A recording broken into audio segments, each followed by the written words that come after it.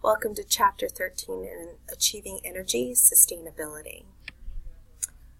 Our first goals are to describe strategies to conserve energy and decrease energy efficiency, and also we're going to explain some differences among different renewable resources. So, why is it that we're interested in energy conservation?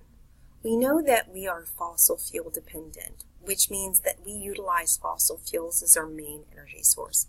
We also know that fossil fuels are finite, which means we don't have an unlimited supply of them.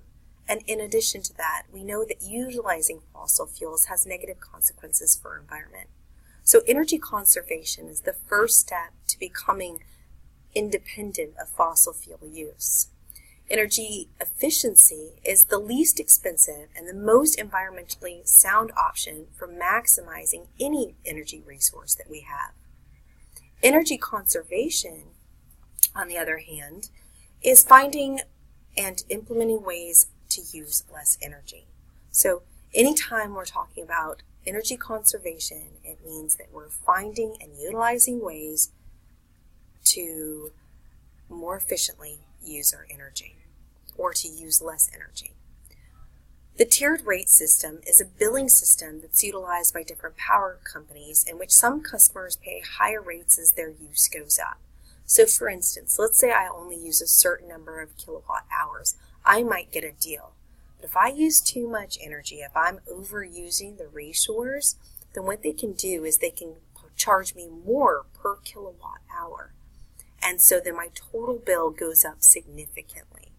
And in that way, energy companies can encourage energy conservation in the home.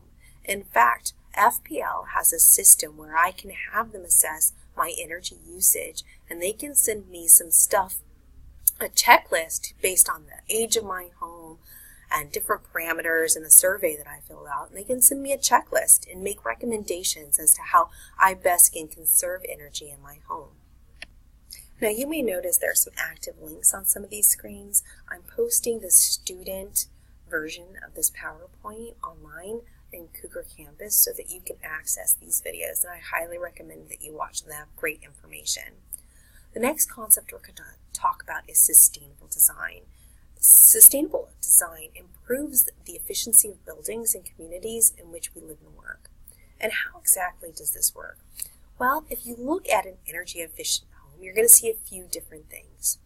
First of all, you can have a skylight, and the skylight is going to let in light, so you might have to use electrical lights less. Or you could have high efficiency windows. So if you take a look here at some high efficiency windows, they might not just be hurricane glass, but they could also have a layer of gas in between them. And that acts to more insulate either air conditioning and keep the cold air in, or if you're heating in the winter, it can keep the warm air in instead. Using adequate insulation can improve the energy efficiency of a home. And if you use shade trees, so if you take a look right here, we've got a shade tree.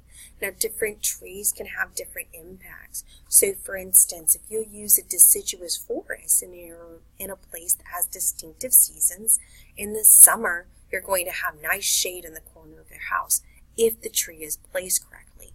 If this tree was placed over here, it's not going to have the same impacts because the sun is going to be moving in that direction. With this placement, the shade tree is going to provide shade in the summer, and then in the winter when the leaves fall off, it's going to allow that same sunlight to get to the house and help warm that house in the winter. In Florida, we have a little bit of a difference. In the winter, typically we want the shade as well. We have a few weeks of winter, but that doesn't really count. And so in Florida, you can utilize trees that don't drop their leaves in the winter. And if you use some big broad-leaf trees that don't drop their trees in the winter, then you could have that same shading all year round. You may not think that we utilize these sustainable designs, but the truth is we do all the time. This right here is considered to be a passive solar design, which means that it just acts within the design of the structure itself. So if you take a look here, we've got this summer sun is going to be higher in the sky than our winter sun. And so when you have the roof extend out, you can see that it provides shade through the window. So it's not going to let that sunlight into the window. But in the winter, when the sun is lower in the sky, that same winter sun is going to be able to make it into the winter, and it's make it into the room, and it's going to be able to warm the room. So we work hard to conserve energy in our homes and in our communities through sustainable design, by also utilizing materials that have a high thermal mass, which means they're good insulators. And so through utilizing these mechanisms, we can conserve energy. However, another way that we can improve our energy consumption is by using renewable energy resources. And so there are some resources we consider potentially renewable. It's an energy source that can be regenerated indefinitely as long as it's not over-harvested. Then there's non-depletable. That's an energy source that cannot be used up. But no matter what, a renewable energy source in energy management is an energy source that is either potentially renewable or non-depletable. So either one of these types of energy sources are considered to be renewable energy. Utilizing renewable energy is not really a new idea. If you looked at global energy use, you would see that 13% of energy utilized in the world is renewable energy. And this could be windmills, this could be solar energy, it can be wind energy, it can be geothermal energy, and it can be hydroelectric energy. Now you know that we have been using hydroelectric energy and wind energy or windmills for a really long time. The U.S. is a little bit behind the ball in the fact that we only use about 7% renewable energy. And as a big percentage of that renewable energy is biomass renewable energy. So we're going to learn how to describe the different forms of biomass, and we're going to explain how energy is harnessed from water in the next step. So biomass energy is pretty much energy from the sun. Now, if we don't really think about fossil fuels as being a type of solar energy, but petroleum products are really zooplankton and algae and different organisms that died millions of years ago, but their original energy source was from the sun. And so when we're harvesting coal and peat and natural gases and petroleum, we are harvesting energy from the sun, but it's the sun energy that's been stored for millions of years. We can also utilize solar energy right now using solar power. The evapotranspiration of water can fuel some generators. And then wind energy is from differential heating of the atmosphere, so that's also sun-driven. When we utilize wood and we burn wood, that is also a sun-driven energy source. So although fossil fuels are energy from the sun, we don't consider them to be a renewable energy source because it takes so long to replenish them. But as far as renewable energy, we have renewable energy coming from the sun that you might not think of. There's other sources of energy that we can use as well, and the gravitational pull of the moon, for instance, can produce tidal energy. We have nuclear reactions, which once again are not renewable, but geothermal reactions that we utilize for energy sources are also not from the sun. So generally when we're talking about biomass energy, we're talking about carbon that's been fixed through the activity of sunlight. And biofuel is liquid fuel created from the processed or refined biomass. But we also have modern carbon. Modern carbon is a biomass that it was recently in the atmosphere. So could you have biofuels that are also modern carbon? Yeah, you totally can. We have some algae that we are working on producing some liquid fuels, some ethanols that are biofuels, and those are utilizing modern carbon fixation. Then we have fossil fuels and fossilized carbon, and that is what we find, like I said, in fossil fuels.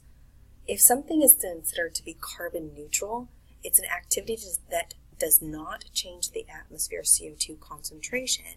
So if we're utilizing that carbon, but we're not changing the overall carbon concentration in the atmosphere, we consider that to be carbon neutral. Net removal is the process of removing more than is replaced by growth. And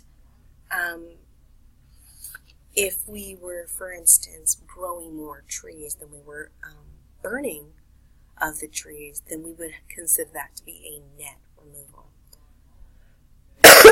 Excuse me. So I was talking about the production of ethanol by algae. It's also, we can produce biodiesel through similar processes. So these liquid biofuels can be used as a substitute for gasoline and diesel.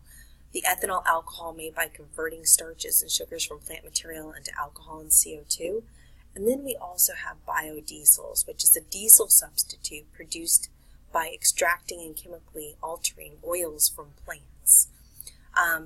Now, flex fuel vehicles can use multiple fuel sources, so they may be able to use 1% ethanol. And if you go and fill up your car at the gas station, you'll see that there's 1% ethanol in your gas now, and that can also be utilized as a fuel. So if we think about hydroelectricity, what do you think of? I think of a dam. And it's not, though, the dam itself that is just strangely producing energy. It's the water movement being captured inside machinery within the dam that creates the hydroelectric power. So hydroelectricity is electricity that's generated by the kinetic energy of moving water. But the dam's job is to keep the water behind it and build up a gradient. So we have a potential gradient where we have a high concentration of water on one side of the dam and a low concentration of water on the other side of the dam. And then as the molecules move from high to low concentration, we can capture the energy of their movement. The capturing of water behind the reservoir is called water impoundment. And not all hydroelectricity is generated this way. There is the run of the river where hydroelectricity is generated in which water is retained behind a low dam or no dam. So you may have seen like paddles at the side of a river where there's a really good flow, and those paddles are being turned by just the flow of the river, and that's where it actually got its name. Tidal energy also uses water movement, but it uses the water movement that comes from the gravitational pull of the moon on the ocean. And so as the water goes up and down, generally there'll be buoys or some sort of system where these floating rings move up and down, and the movement of these rings can induce electron flow and induce electricity. So water impoundment, the most common method for generating hydroelectricity, utilizes this impoundment of water in a reservoir, and then you have an intake area. Usually it's raised within the dam so that it reduces the amount of silt that's moving through the system, which can cause repair work later. As it moves through, it turns a turbine, which runs the generator, and then that generator is connected to a powerhouse. And that powerhouse is going to do some energy conversions, and then it's going to go into the power lines, which are going to transmit that electricity to the city or to the electrical grid. Please watch that movie on hydroelectricity so you can get a better idea exactly how a hydroelectric plant works. Hydroelectricity has many benefits. Hydroelectric projects bring renewable energy to a large numbers of rural residents worldwide. Hydroelectricity does not create air pollution or waste products or CO2 emissions. Electricity is generated from hydroelectricity. It's less expensive. Reservoirs can also create recreational opportunities. So there are some serious positives to water impoundment, creating dams, and utilizing hydroelectricity. However, there can be some negatives as well. Creating the reservoir can flood agricultural lands or places of archaeological significance. Towns have been lost due to flooding when they've had large-scale damming projects. And it can also submerge habitat for organisms. So there's one situation that I studied in Belize where a dam was built and it actually submerged the last remaining nesting site of the scarlet macaw, or the Belizean scarlet macaw.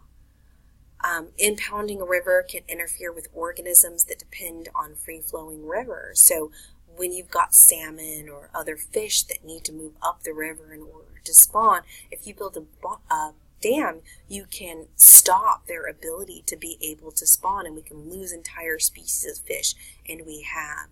Downstream ecosystems are affected. So we saw that movie about the loss of the Colorado River as it goes to its final source, Baja of California, and how that entire wetland was depleted of consistent damming, reducing a water flow into the Colorado River.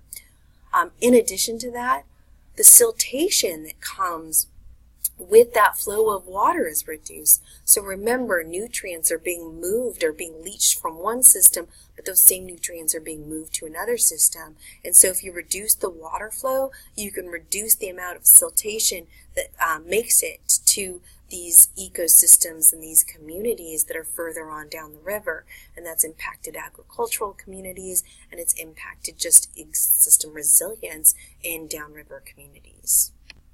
To wrap up our unit, I'm going to quickly review solar, wind, geothermal, and hydrogen powers. And so I kind of want you to know how they work, positives and negatives.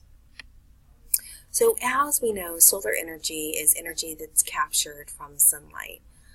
However, solar energy isn't going to impact the entire region of a country or of our planet, for that matter, in the same way, because if you remember when we discussed the rays of the sun hitting the equator straight on, whereas if you're looking at the northern or the southern tips of the hemisphere, you're going to get more of a glancing blow. We're going to lose some of that energy as it's absorbed by the atmosphere. It has to go through more atmosphere before it hits the land, and also the angle of the sunlight's impact and hitting that particular area of the curve of our planet is going to be less significant at the poles. I recommend that you watch this movie on active solar energy. Active solar energy is energy that's captured from sunlight with any sort of advanced technology. The two major systems that we use are solar water heating systems and photovoltaic systems. So if you think about pools in Florida, oftentimes people will use solar water heating systems for their pool. And so you'll see these black nets across their roof with pipes running through them, and the pipe runs through the black netting, it heats up the water within the pipes, and then that water is pumped into the pool, and the pool is heated that way. So that's one way that you can heat your pool. Photovoltaic systems actually harness the sunlight and turn it into electrical energy, which can reduce the dependence of a home or of an area on the local powerhouse, whether that's FPL or whatever powerhouse is going to be running your electrical grid. Photovoltaic solar cells, it's a system of capturing energy from sunlight and converting it directly into electricity. And then we have large-scale concentrating solar systems, and those large-scale systems can be like the giant solar arrays that you see at FGCU. These active solar energy systems can offer lots of benefits. So you can generate hot water or electricity without producing CO2 or any greenhouse gases. In fact, you're not polluting the air or water during the operation at all.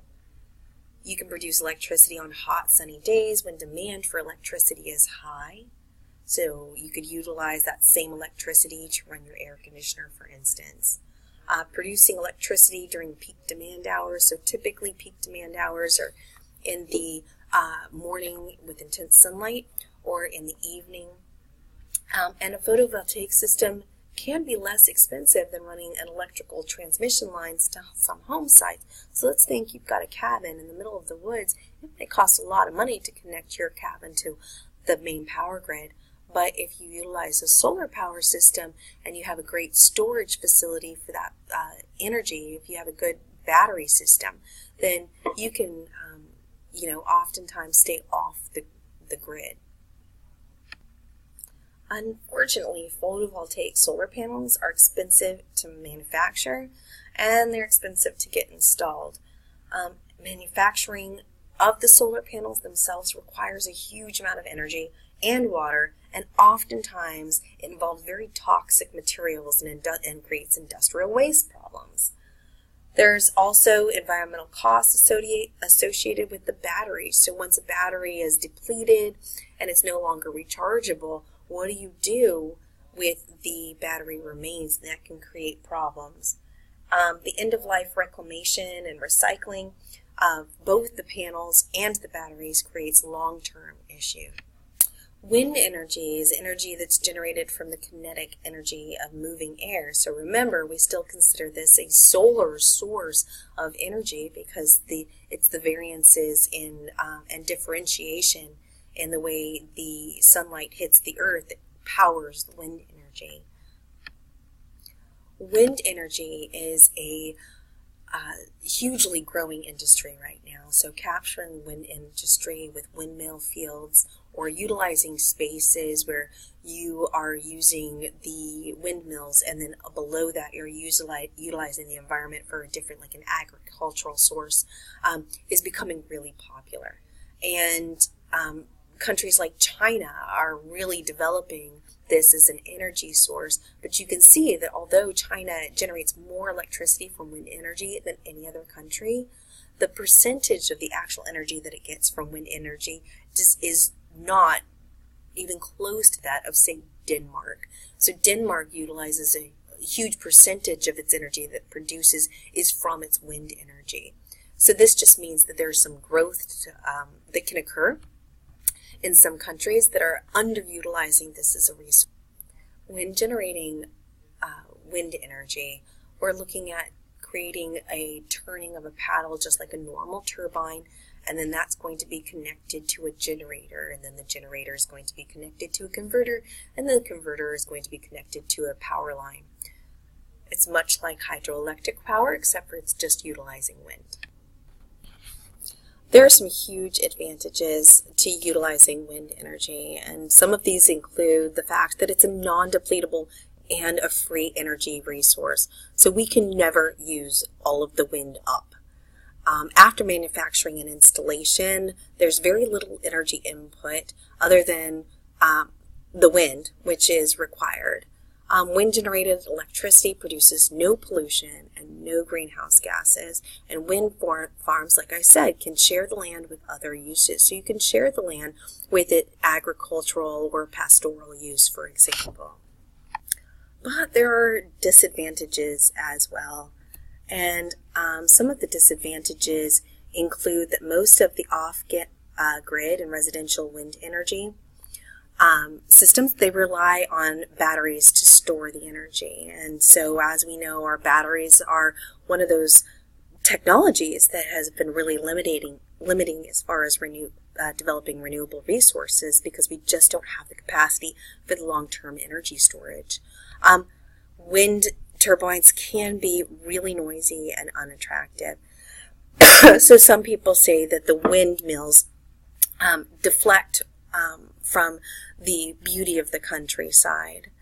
Also, about 40,000 birds are killed every year in the blades of wind turbines, and so especially large birds, they get pulled in to the wind turbines and they can be killed that way.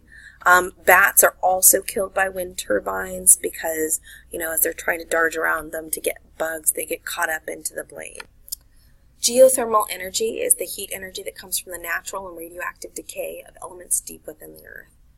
So, that we hear about the earth core has this intense heat, right? This nuclear constant explosion. And we also know that there's this mantle layer, which is this layer of magma, this moving fluid layer of heat. Well, geothermal energy can be used directly as a source of heat, because what we do is we tap into these geothermal sources of energy. Now, I'm not saying that we dig a hole to the magma or anything crazy like that, but what I am saying is that in areas where there's high geothermal activity, where the magma is already coming close to the surface at hot spots, for instance, we can go ahead and we can utilize that energy in several different ways. So not all heat comes from the core of the earth, however. Ground source heat pumps are technology that transfers heat from the ground to a building. So let's think about it. The heat is trapped by the ground and it's insulated by the dirt. It's trapped inside of the dirt. And you can actually use the difference between either the outside, if you live in a really cold location, and the heat of the earth. You can use that energy difference to create a ground pump. And the way that this would work is you've got a cold water source, so it's been cooled by the exterior temperatures, for instance, and that water is going to go down into the ground where it's going to be heated to a higher temperature. So for instance, if you're not in an area of permafrost, oftentimes in the winter the ground maintains a temperature of about 70 degrees. So if you could pump water through pipes into the ground, bring that water up to 70 degrees, and then use that water to increase your air temperature to about 70 degrees, for most people that's relatively comfortable. Not Floridians, but for most people. In some places, like in Iceland, you can have a big variance in the temperature of the land, and it's not due to the solar warming of the earth. Instead, it is actually due to geothermal activity within the surface of the planet, because Iceland is right there on a hot spot, and so magma is coming close to the surface of the earth, and so you use a very similar method to, say, heat your home, or in some cases drive steam generators, but you're utilizing geothermal activity and not sun energy. So you've probably heard of hydrogen-powered cars, and you may not know exactly what that means. So if you think about a hydrogen fuel cell, which is an electrical chemical device that converts fuels such as hydrogen into an electrical current, what you're talking about is a fuel cell that's utilizing a different type of power, or in this case hydrogen power, to generate an electrical current. So we're talking about an electrical car kind of that's running off of hydrogen power. Well, how exactly does this work? So if you think about where the source of hydrogen in this system would come from, you're looking at the separation of hydrogen to create a hydrogen fuel cell from a water molecule. So you've got H2 that's produced, but with each two water molecules that's separated, you're also producing O2. Now that O2 is gaseous oxygen, it's what we breathe, and that can go back into the atmosphere. But remember that when you combust something, that you're adding oxygen to it in the combustion process. And so kind of what we're doing is we're doing a contained combustion reaction where we're adding O2 to the cell. And as you add O2, it binds with the hydrogen that's been produced, and it creates water. And so in a hydrogen fuel cell, you're creating water as your byproduct instead of creating CO2 or methane or another greenhouse gas. In this contained system, hydrogen gas enters the cell from an outside source. Typically, it's going to be produced in a facility, and protons from the hydrogen molecules are passed through the membrane while the electrons end up flowing around it. And so we know that hydrogen atoms can quickly be dissociated from their electrons. The electrons and the protons can be disassociated. So the cell is going to promote this dissociation. And then when the oxygen comes into play, like a combustion reaction, the oxygen is going to bind to the hydrogen, and that is going to resuck up those electrons that have been separated. But in that process, those electrons, the movement of electrons, which is electricity, is going to be your electrical source. When looking at the future of energy use, we need to think about both environmental and economic options. And we need to also consider some of the challenges that utilizing renewable energy can have. Our energy future depends not just on utilizing renewable energy resources, but also on efficiency and conservation.